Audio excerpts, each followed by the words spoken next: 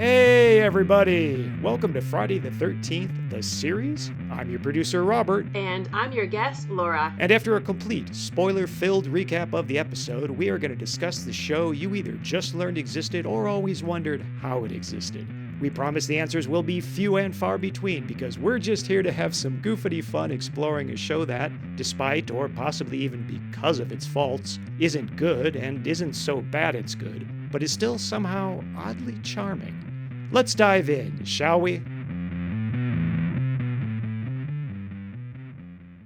Ahoy hoy! That's in honor of Laura, who's joining us again to continue our discussion of episode 17, The Electrocutioner.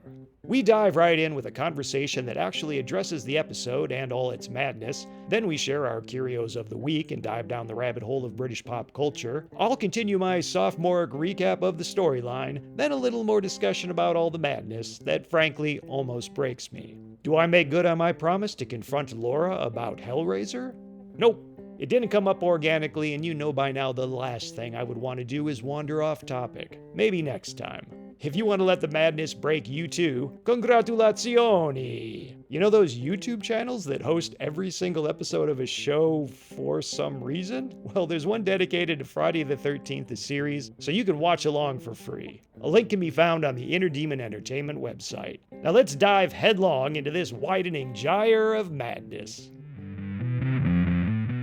What year did you think this episode began in? That's a good question because in the previous podcast episode, you said that the use of black and white made it seem like it took place a lot further in the past. Between that, the dark and stormy night, and just the concept of an electric chair, I thought this was going to take place in the 30s or maybe the 40s. So it really was jarring when the text popped up and it said 1978. I'll be honest, I guess I didn't find that jarring. Having the text on the screen just really helped put everything into context. I found the use of black and white in this episode little neither fish nor fowl. It's used to delineate the past, like flashbacks, but the episode actually begins in the past. And sometimes the flashbacks are more objective, and sometimes they're more subjective. We get different versions of the same event. So we know we're seeing it through Eli's perspective in the later versions, whereas this first version is, I want to say more objective because it's just depicting the events happening and it includes events and angles that Eli wouldn't have been present for. But at the same time, it also uses extreme angles, and coupled with the dark and stormy night,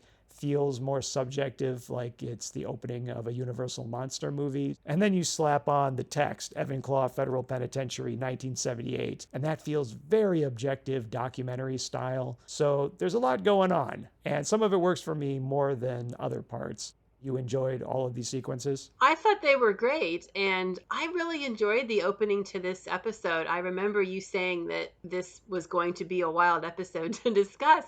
And just in those first few seconds, I thought, wow, this is really great. It's a fantastic opening shot. And I love the dark and stormy night. And I love the fact that they chose not to score it. So there's no music. All you hear is the sound of the footsteps echoing down the hallways and the clanking and clinking of the metal bars and the buzz of the hair clippers and all of that. It's very atmospheric. There's no dialogue for a while. So I have to say the first couple of minutes of this episode are fantastic. My initial reaction was that it almost felt like an episode of The Twilight Zone, which is high praise indeed. And I thought, wow, this is great. Some really cool camera angles. And I think it wasn't until we get our first line of dialogue that I came crashing back down to the fact that this was a Friday the 13th, the series episode. Always dragging us back down to reality. I love how they made it increasingly more subjective every time we get these flashbacks. You took the words right out of my mouth. This opening actually reminded me a little bit of The Twilight Zone, specifically the episode The Obsolete Man. The extreme angles, the sense of authority, the images of the clock counting down, the inevitable doom. Very evocative and very impressive. This is probably one of the more interesting openings and some of the most interesting camera work that the series has had to date.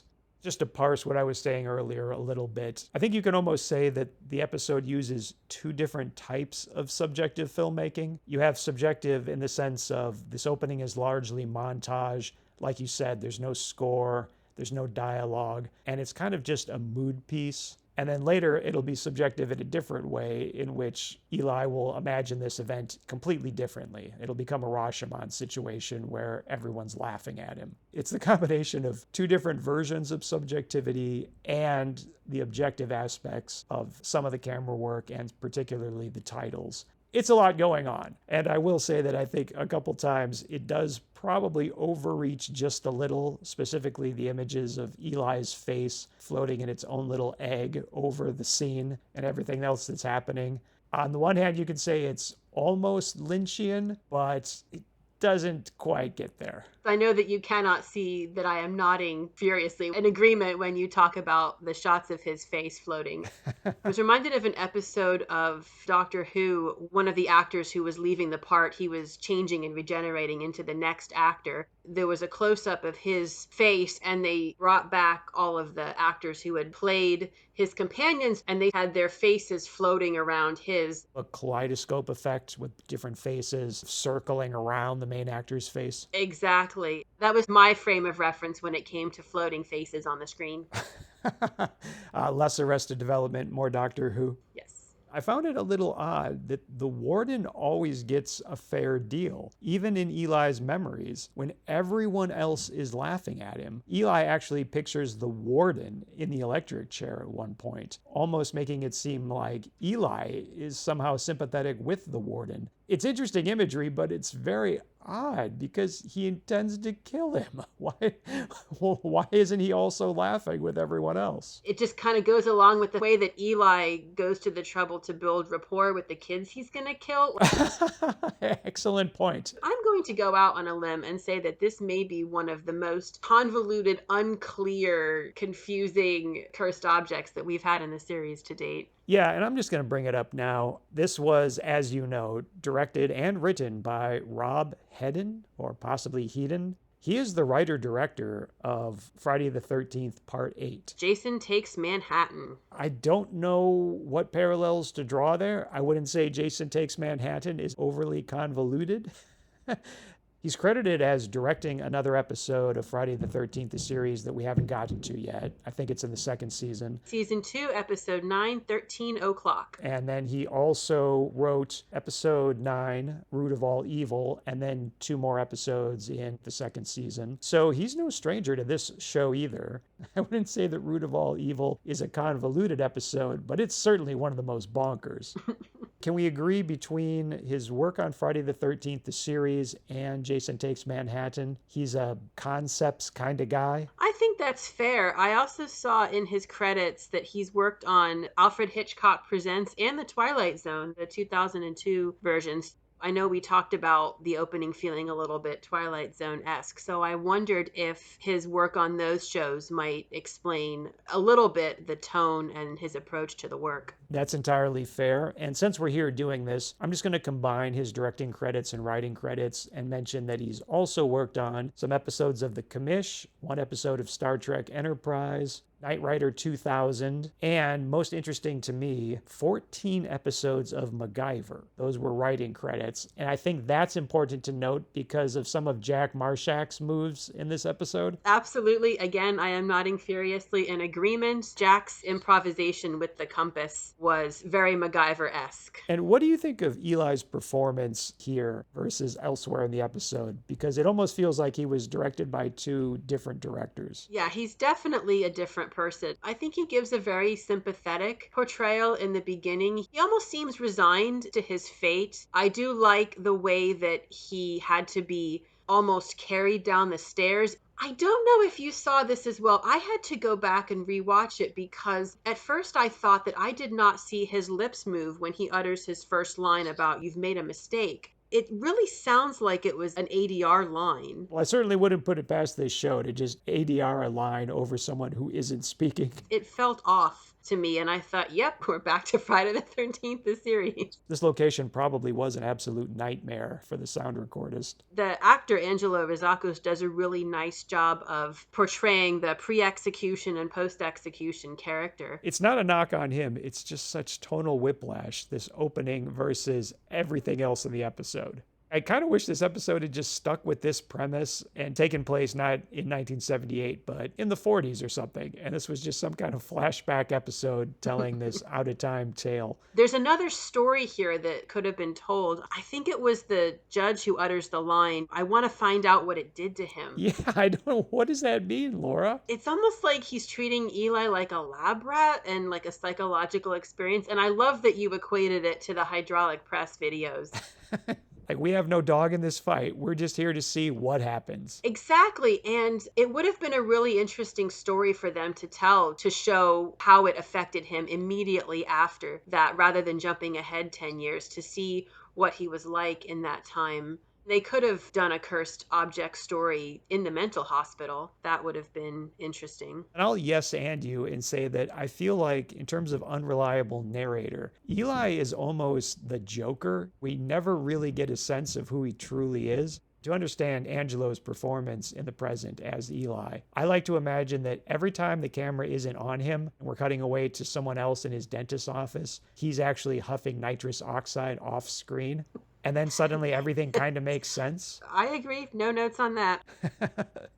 It's a testament to Angelo's performance, these two wildly different tones. It's just so odd back to back.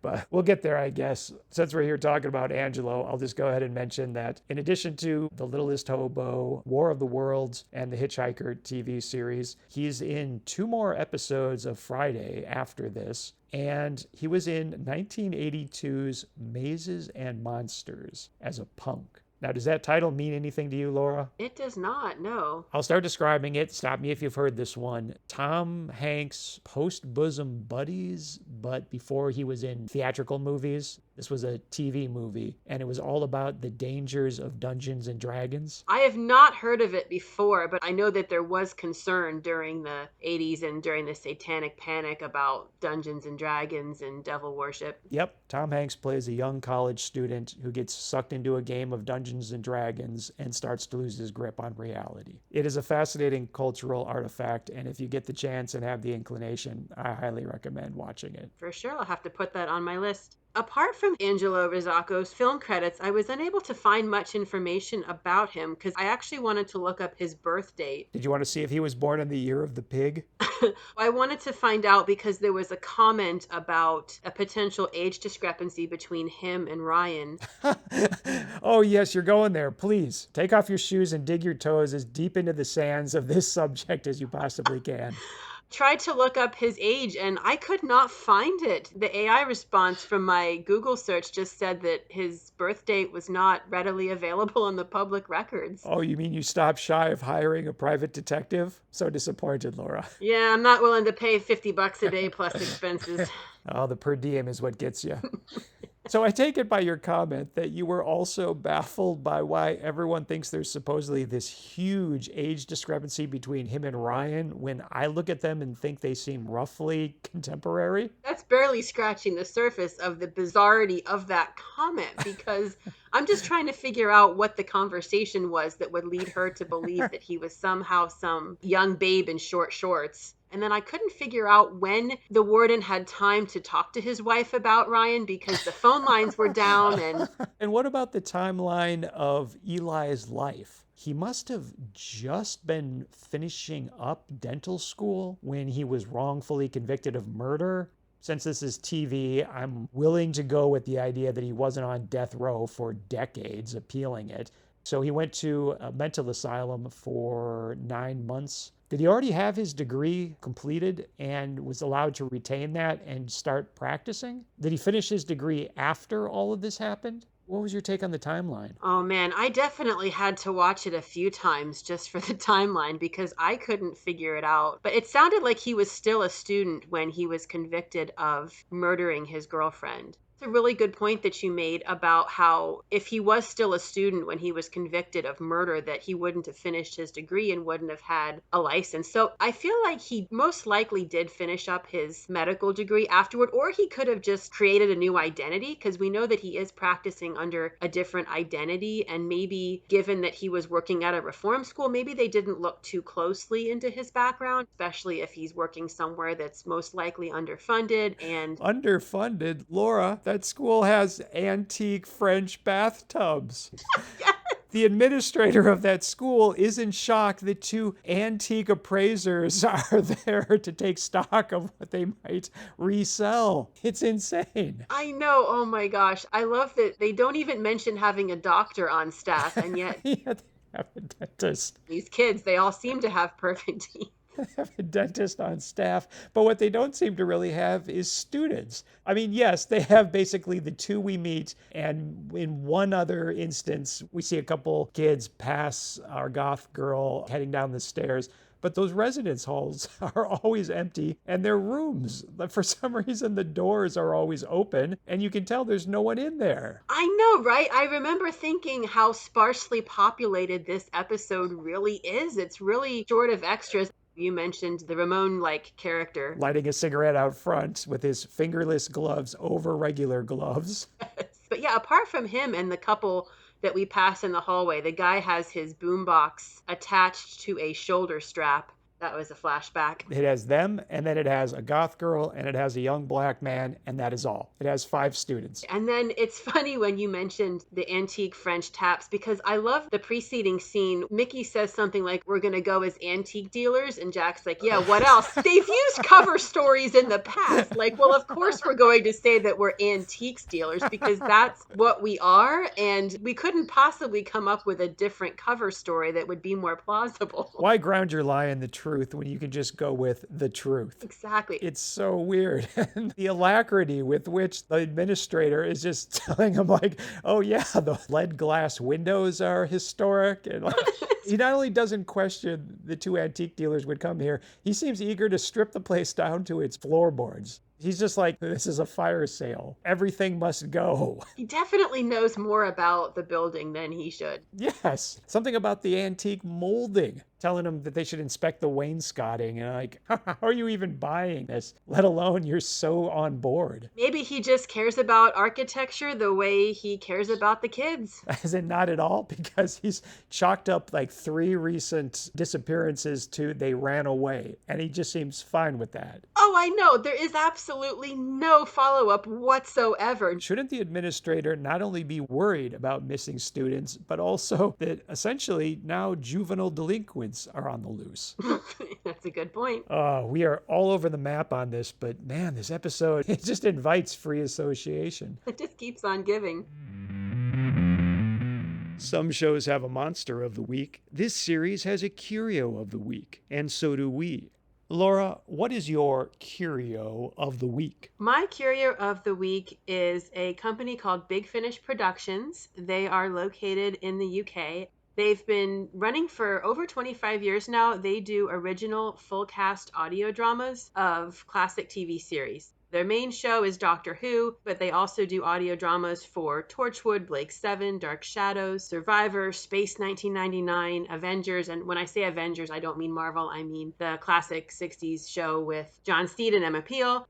Whenever possible, they get the original actors from these shows. They're all original stories. The motto for their company, if you will, is for the love of stories. And you can really tell that everyone involved in making these audio dramas are fans of the shows. They really love what they do. And I feel like it's a format that we don't really get in the United States anymore. Am I going to their website, or am I going on Apple Podcasts or Spotify or something like that? They do have a website that is bigfinishproductions.com. Most of their ranges are available for download. I know that some of their very, very, very early material is not available for download, and that's purely because when it was made, that didn't exist. So it wasn't written into their contracts. Is this Doctor Who all over again? The lost episodes? It kind of is. Did they just trash their early work? I know, right? Unfortunately, some of these audios, they only exist on CD. And even then, I don't know if it's one company in Europe or one company in the entire world that actually still presses CDs. And over the years, it's gotten increasingly difficult for them to actually get CDs produced. They also have an app. I believe they're also available on Audible and Spotify. A moment ago, you made a pretty deep cut reference to the British Avengers. Yes. Do you know if they ever did The Prisoner? Yes, they did. They did their own version of the original story, Arrival and the Chimes of Big Ben. So they kind of updated those stories. Delightful. And then they also threw in a completely original story. This has been very enlightening. I had no idea you were familiar with the property. I have seen the entire run. My dad was a huge fan, and we have the DVDs, and so I've seen them many times. I'm a huge fan of Patrick McGoohan, and of course, all the wonderful actors that played all the number twos in the show. He was Leo McKern and Celia Imrie. We also had some DVDs of Danger Man or Secret Agent Man, which also starred Patrick McGoohan. And I just find him an infinitely fascinating actor, just in terms of his physicality and his face. And he just really was a unique actor, I think. Remind me, was there a connection between Danger Man and The Prisoner, other than the actor, of course? I know that fans often speculated.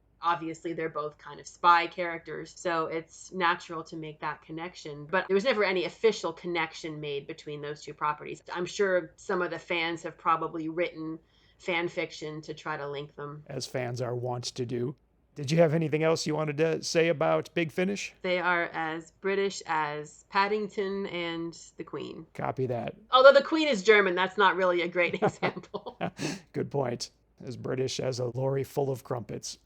My curio of the week is the Maiden Voyage Company. Predominantly a casual clothing retailer, they also offer patches, pins, keychains, prints, and stickers, all with an aesthetic that answers the question, what if Indiana Jones test piloted a UFO on his way to find a chupacabra? Also, he's a Yeti. Call it retro supernatural, call it cryptid chic. Their style and references feel at once fresh but familiar. Almost like making a discovery in a thrift store, but with a tinge of deja vu thrown in for good measure. As if you're rediscovering something you're absolutely certain you've never owned. In short, they're the sartorial equivalent of Robert Blake talking to you on the other end of that phone.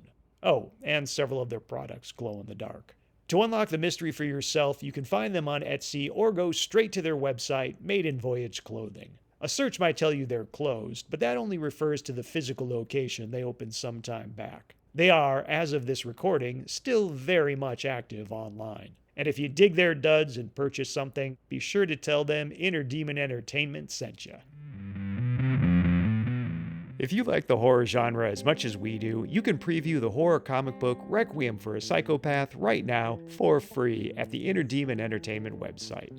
Imagine a world in which horror film slashers are real. Then imagine a troubled teen bringing one out of retirement to help him take revenge on his bullies. It was written by me and drawn by friend of the show, Stephen Yu. Again, that's Requiem for a Psychopath on the Inner Demon Entertainment website. And if you dig it, please either review and rate it 5 stars on Amazon, or don't rate and review it at all. Ratings of less than 5 stars send the algorithm into murder mode for some reason. Thanks. I hope you enjoy it. During the commercial break, our heroes have been delving into the past at their local public library. Hey, you're right, Laura. Libraries are valuable. While Ryan and Mickey claim to have learned a lot, Crackerjack Marshak is not only already aware of everything they have to contribute, he reveals the truly salient point that Eli was released from the mental institution after 8 months because there was no legal precedent to hold him. Interesting. Was there a legal precedent to lock him up there in the first place? Between the false incarceration and the wrongful conviction that resulted in a death sentence, Eli should be living off government restitution lawsuits for the rest of his days. In fact, you'd kind of think his case might have ended a few careers, thus sparing his need for revenge in certain cases. Oh, and Jack also makes the connection that the former DA from the library files was just on the news courtesy of Eli murdering him. You're a one-man wrecking crew, Marshak. Mickey and Ryan are just dead weight holding you back. For reasons his own, Eli is wearing surgical gloves again as he adds a red X to the face of the former DA in an old newspaper photo of everyone from his execution. Not the kind of thing a newspaper typically stages a group photo of, but let's roll with it. It's noteworthy that 2 other individuals already have X's over their faces, so we're forced to conclude Eli has already murdered 2 poor students of the, okay, let's end the charade. I can't not discuss the rubber dentistry head any longer. Someone on the production decided this phone call scene of Eli, pretending to be a delivery service employee to ascertain what time Judge Avery will be home, needed a visual accent. The solution? A beige rubber head with a gaping mouth mounted on some combination of platypus clamps, baby plates, and C-stand knuckles pilfered from the grip department. Human beings are programmed to notice faces, so this latex monstrosity, positioned to fill the frame just left of Eli's head, steals all attention from our focus on the scene. Sorry, steals exactly 50% of our attention. Friday, most of your failures are quaint and endearing, in which you had a noble goal but flew too high on borrowed wings. This is the rare case of poor execution of a terrible idea that should have been chucked to the wolves at birth. And if it's not distracting enough, which it is, Eli actually seems to stare directly at it after his phone call until we realize it's just a byproduct of him turning to retrieve a file from his cabinet. Upstairs in Curious Goods, the connection that the former DA who prosecuted Eli was murdered has prompted the gang to look deeper into Eli. I think? Wait, no, I take that back. Because even when Ryan mentions that Eli graduated dental school, he still doesn't suspect him. And Mickey is flat out incredulous when Jack posits that Eli made up the alias Dr. Christian Lindheim, and fair. As much as I want to side with my man, Crackerjack Marshak, who is kicking himself for not realizing sooner that the doctor in question might actually be a dentist, what type of egotistical madman keeps their professional title when making up an alias? Oh, I'm being told a doctor would. I withdraw my objection. However, only in sorting these details do I even realize this entire episode is predicated on total coincidence. Sometimes these episodes revolve around our intrepid heroes learning about a crime, then connecting a suspect to a curio. This episode has them working in the dark up until this point, with their only suspicion being that the person who purchased the chair used an alias. Of course, I guess you could argue we simply aren't seeing all the rejected query letters they aren't pursuing this episode, so survivorship bias gives the false impression they were fated to stumble upon Eli at the same time they were searching for Dr. Lindheim. Melissa, returning from her audition for The Cure, is shocked to discover Eli in her room. But before we get into that, she passes a male and female student as she leaves the stairwell, and I only now realize this reform school is co-ed? Not just the classes, but the dorms too? Is that how that works? I mean, bad idea, right? Well, it took multiple viewings to notice because it was overshadowed by the world's most attentive dentist just hanging out in a female student's bedroom. But his assurance that having her crown examined will get her out of history class is enough to win her sanguine compliance. In Curious Goods, Mickey asks what the chair has to do with Eli being Dr. Lindheim, and I love Jack's beleaguered response. Are you sure I know? You and me both, brother.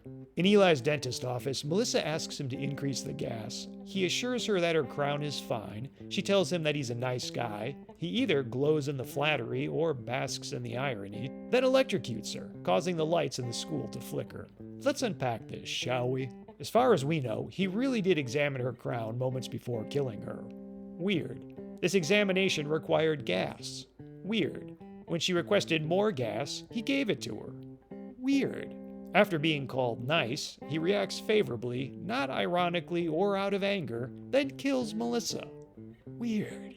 Despite being heavily gassed, Melissa is still perfectly coherent. Weird. My point is, it's not a long scene, but that's 10 gallons of weird in a 5-gallon bucket. The flickering lights caught the administrator's attention, so in pops Mr. Downing right as Eli is disposing of Melissa's dusty clothes. In fact, Mr. Downing enters so quickly and unexpectedly, I think Eli just chucks them in the corner. Yep, we all do stupid things when we panic. But it works, and Mr. Downing's sudden appearance is legitimately startling, so congratulations, Friday. Just when I think you couldn't possibly be any dumber, you go and do something like this. And totally redeem yourself. You know, Mr. Downing, I know you've been in this game a long time and probably figure that if you haven't encountered a dentist killing students with an electric chair by this point, you probably never will. Still, when you ask said dentist about a missing student and he keeps his back to you for the duration of the exchange, might be worth asking a few follow-up questions. As Eli climbs into the chair to power up, I suddenly notice how much it's been modified to the point it actually looks fairly comfortable. Some of that is the addition of padding, but what I'm only being struck by now is that it reclines. So, was the chair cursed before or after these modifications? If before, how much can you modify this furniture of Theseus before it ceases to be a haunted curio? Guess I'll leave that one to the scholars. Once again, we're subjected to an overly long sequence of Eli's batteries charging that I naively thought would end 2 or 3 times before it actually does. Credit where it's due, when Eli confronts Judge Avery outside his home, the judge isn't alarmed, probably because he thinks Eli is Ryan the Lion, who called earlier about coming over to warn him. Tracks covered Friday. Very impressive. Eli mentions that he hasn't spoken to the judge in 10 years, and since you're bringing it up again, Friday, what is the timeline here? Eli got out of the asylum just over 9 years ago, became a dentist, then began seeking retribution now because he just got his hands on the chair within the last year or so? We never will learn how or when exactly he got the chair, but would he have just shot these guys if he hadn't? Or did he stumble across the chair, or was drawn to it, and it motivated this murder spree? You don't have to answer me now, Friday. Take a little time. A little time to think things over. The judge gets a stay of execution, courtesy of another subjective flashback to the execution night.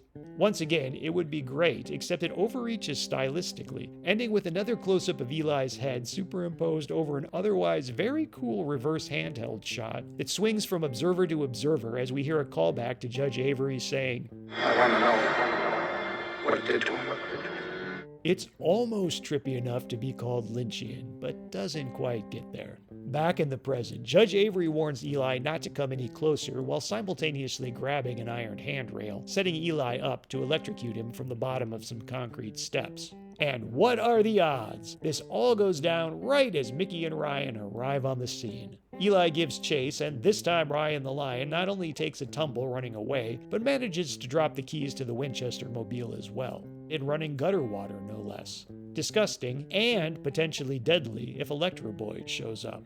Yeah, Eli, who might be named that because it almost sounds like the beginning of electricity, can't shoot beams of energy, and I'm not even sure he can hurt you by touching you directly, as he always uses a conductor of some kind. Realizing they are sans keys, Ryan proposes a gambit so daring, if it works, they'll call it the Lion Maneuver. Namely, keeping the doors locked, not touching anything metal, and hoping Eli's powers work the same as lightning, which Ryan claims won't hurt you if you're in a car. Well, we go to commercial break with Eli's glowing, crackling hand reaching for the Mercedes hood ornament, and they knew what they had with this one, because they had the sack to freeze frame for a full 4 seconds. And yeah, this close-up of a hand just might be the most technically proficient image of the entire show to date. What was your take on Eli being turned over to a mental institution? Was that for his own good, or was that punishment? I don't know. There have been cases where executions have failed. They don't just let the person go because he's a legal embarrassment. Like Jack says, there was no precedent. When actually there have been legal precedents where executions have failed, and in some cases they're commuted to a life sentence or they do try again. And that raises the whole question of whether that's double jeopardy. I know they mentioned that in the beginning.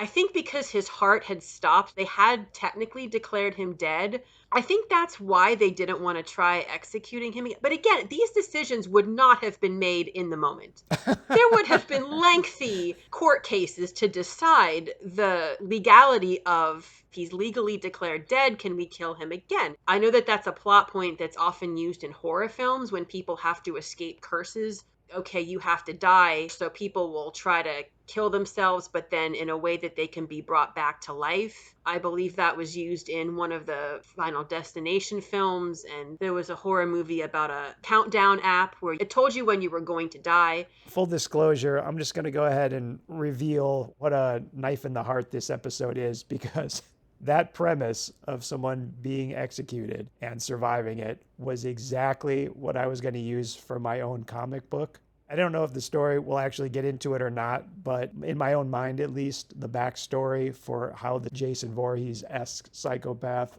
survived a death sentence was killed, and then as the hearse was leaving the facilities, hit a powered transformer or something equally ridiculous and was electrocuted back to life a la Frankenstein. So yeah, actually seeing it used in an episode of Friday the 13th, oh, that cuts like a knife. Ooh, yeah, I'm sorry to hear that.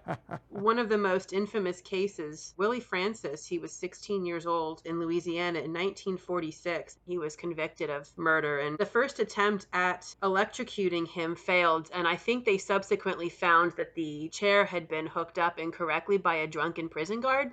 I know that you mentioned that the doctor seemed to be drunk in the beginning, so I did throw that out there. maybe there's a grain of truth in that. There was a lot of discussion about whether trying again would constitute cruel and unusual punishment and be unconstitutional. He was sadly executed, I believe, the following year. The electric chair actually had a name. It was Gruesome Gertie. Colorful. They missed out on an opportunity in this episode for them to name the chair. Yeah, and if your method of punishment has a wicked nickname, probably means you shouldn't be using it. Right. We've gone full MASH. We've gone from comedy to modeling. Well, I don't know if this is going to be any better, but I did want to ask if you noticed his prisoner number. I think I noticed it and had the thought THX 1138 simply because his head is shaved, but no, I did not derive any significance from it. What does it mean, Laura? This is Friday the 13th, episode 17, and his prisoner number is 1317. Oh, it is indeed. And then the preceding letters look like AC, which I took to refer to alternating current, which is the form of electricity used in electric chairs. Profound. I actually knew a little bit about this story because it was discussed on a British panel show called QI. During the emergence of the electrical companies, you had Thomas Edison, who was a proponent of DC. This isn't going to involve an elephant, is it? It is, yes. I'm sorry. I know you wanted to lighten the mood and be less maudlin, but we are going to talk about electrocuting an elephant. Oh, boy. Okay. Yeah, let's pull off this Band-Aid. Go for it. It was in 1903. It was actually filmed. Her name was Topsy, which is adorable. She was an elephant that had, I believe, injured or killed her trainer. And Thomas Edison set up this rig to electrocute her. And he actually decided to use AC current, which was produced by his rivals, Westinghouse, because he wanted to show how dangerous this was. This may also be apocryphal? Yeah, it may be an urban legend, and some of my research suggested that actually it had nothing to do with the current wars because that had already happened in the previous century. And I thought I had also heard that the idea was that this would be a more humane way of doing it. I mean, theoretically, that's why it was used for executions, right? There is certainly an element of that. I also branched off into reading about the history of hanging and gallows. And I mean, it's really quite dark. I mean, there's a whole science behind the mechanism of how to kill someone as humanely and painlessly as possible. I know we're so used to the idea of a modern gallows where someone has the noose around their neck and they fall through a trap door to break it, but it didn't start out like that. There was a whole evolution of hanging people that's really quite dark. Again, this may be part of the urban legend, but at one point, Edison campaigned to have the word for electrocuting someone be changed to being Westinghoused. Sick burn, bro. Yes. So you mentioned the length of the opening title card. So we could be watching an episode entitled The Westinghousener, which would definitely not fit. I wonder if I would have raised an eyebrow at that, because even when I saw the Electrocutioner, I just rolled with it. And it wasn't until I started writing the script and I started getting spell check on my case about how that's not a real word that I was like, oh, it isn't? That actually seems pretty apt. And then I realized, oh, this is probably a clever pun, much like episode 5, Halloween. But other than a couple DC comic book characters named the Electrocutioner, apparently it's not a real word. Yeah, I'm certainly not bothered by it. It's obviously the person that throws the switch at an electrocution, the Electrocutioner. Who throws the switch upward? I know I'm being pedantic. I realize that. I assume that did not bother you or anyone else that's ever watched this episode, but it is usually down, right? No, I stand with you. I'm not saying I lost sleep. I'm just saying I noticed it. I'm with you on that. I definitely noticed it, and maybe they reversed the footage. Well, since you broached the subject of reverse, that has occurred to me, and I'm willing to concede that it might be a stylistic choice to to make the opening feel weird and dreamlike. Because I also wondered the same thing during that reverse shot, starting with Eli in the chair and then moving backwards, looking at each of the attendees, laughing at him in turn. I actually asked myself, is it possible that was played in reverse? Because no one's speaking, they're only laughing. The British comedian Benny Hill, there was a sketch that he did where he's playing a filmmaker being interviewed. There's this one part in the film that switches from color to black and white, and it really shows whatever message. And Benny Hill responds, "Oh no, we just ran out of money for color film." It was just an excuse to slap an old man on the head. Exactly. Going back to our main character, his name is Eli, which is the first part of elephant. I suggested in my script that potentially they chose the name Eli because it kind of starts out like electricity. That's probably more likely. I doubt they were going for the historical reference. So did you close the door on that anecdote, or is there anything else you'd like to add? Did take my notes in a small spiral-bound notebook that was made with recycled elephant dung. How is that not your curio of the week? Oh, it should be. I was given it as a present. A present or a curse? I've developed this strange craving for peanuts. Yes, we've been jumping around, but we're not 5 minutes into the episode. Yes. But I have to waste more time and ask, what is your experience with plasma balls? If the answer is none, I'll just ask, is there anything more 80s? To answer that question, no, there is nothing more 80s. At our local science center, they had plasma ball displays. Did your local science museum have a silver sphere, and when you touched it, if you had long, straight hair, it would make your hair stand on end? Yeah. That's what we had, the static ones, yeah. What happens to Mickey at the very end of this episode, even though she's touching the plasma ball, which shouldn't do that? And it's funny because her hair kind of already starts out. Yeah, she starts out at Peg Bundy levels of hair, and then it just gets bigger. Yes. Definitely rivals Maddie Morphos's wig. That was what I was reminded of. There's a drag queen. Her name is Maddie Morphosis. Speaking of hair, I do want to give a shout out to Jennifer Cornish's hair playing Melissa in the scene where she's dying. Her hair is just, I know it was the 80s, but she looks like she's already been shocked. Auditioning for The Cure, I think. Yes. And actually, on the subject of her, she is also in 2 episodes of Friday, so we can look forward to seeing her again here at some point. And she continued working until at least 2022, which was her last IMDb credit. So good on her. I'm not surprised. She did a really great job in that bit part. I know that you talked in your summary about the genuine relationship that she seemed to have with Eli and that she liked his style of weird. Yeah, like everything on Friday, it doesn't make any sense, but it's interesting.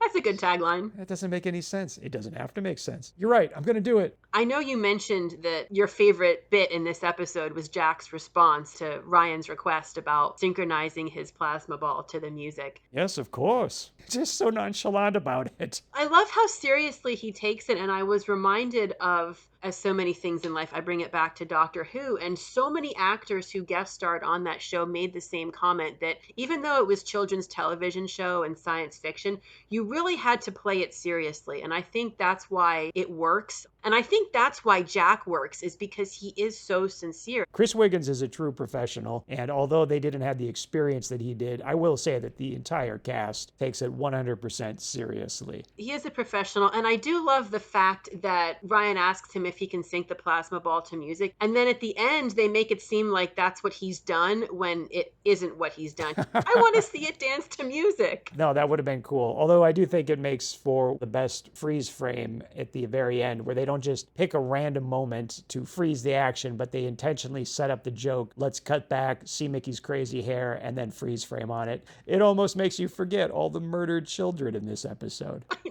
know. This show always does that. So many people die on every given episode, and then it just goes for a playful wink and a poke in the ribs to wind things down. It just resets each and every week. Speaking of Jennifer Cornish, our goth girl, I've been under an anesthetic once for dental surgery. In my mind, it's always something you do with the type of device that covers your nose and mouth together. Mm-hmm. I understand why that's a problem for a television show when you want to have this character speaking, but I found the whole nose thing odd. Nitrous oxide is more of a euphoric. It makes you, well, it's supposed to make you feel light and floaty. I will say that I had the most hellish experience with that. It felt like my worst nightmare. Oh no, was Judge Dewey Doom chasing you again? Really, I was back there. Yeah, it felt like there was an elephant standing on my chest, appropriately enough. Are you saying that in your own case, you did have this style where the gas is delivered straight up your nose, or did you have the full mouth covering as well? It probably was the full mouth. I also concede that not only do you want your actor to be able to speak, that a dentist might use that so that they could keep you gassed while they work on your mouth. I'm just saying I found it a little odd. But then again, I guess I didn't find it any more odd than the fact that I think this character is supposed to be under the effect of the gas because she says she's enjoying it and asks for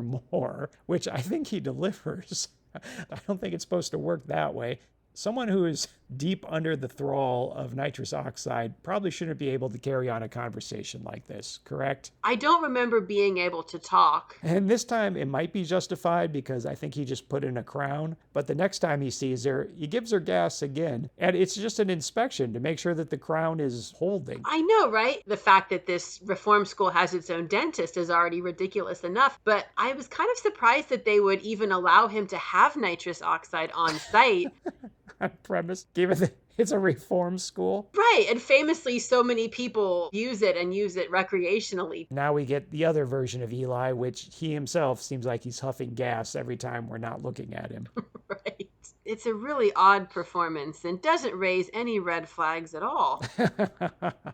This uncomfortably extreme close-up of the goth girl, it's a choice, and I think it works. It's a bit trippy. She looks a bit like the Joker, but given how weird this episode is, I think it actually works. I was reminded of an episode of the IT Crowd where the character of Roy, played by Chris O'Dowd, he reconnects with an old girlfriend and he makes the comment that one of the reasons why he dumped her was because she wore so much makeup that when she cried, she looks like the Joker.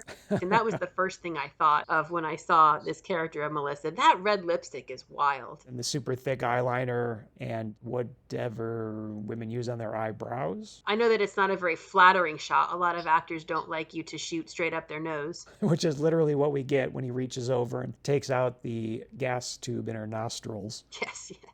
Also, she seems completely oblivious to the fact that she's lying in an electric chair. I mean, that whole thing is just really strange. Does nobody question the equipment that's on the back of it, like the headpiece and The giant handle at the back. the fact that it was sold intact to begin with is, well, I mean, that's a whole other... Oh, don't get me started on the headcanoning you have to do to have that make sense. This man was not only electrocuted in it, but then years later was able to get his hands on it. Yes.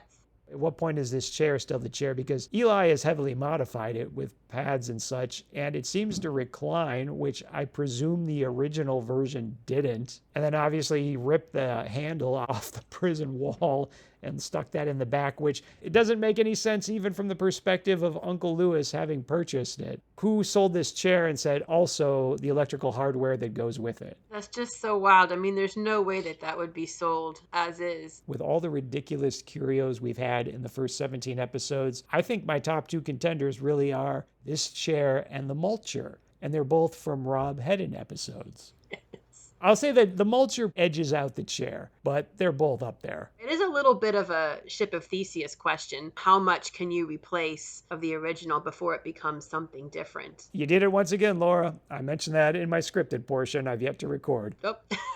Well, The chair of Theseus. Ah, yes, the administrator coming in dressed exactly as Mr. Rogers. Such a kindly old man, but also, I think, probably off his rocker if we really stop and interrogate him. I really liked his performance. This is Ron Hartman, who is in 2 episodes of Friday, so again, we'll look forward to him coming back. Also an episode of The Littlest Hobo, Maniac Mansion. For some reason, Kung Fu the Legend continues, and this is the one that really caught my eye. He was a judge in the Tim Allen movie The Santa Claus, the Christmas classic. Perfectly affable, I'll give him that.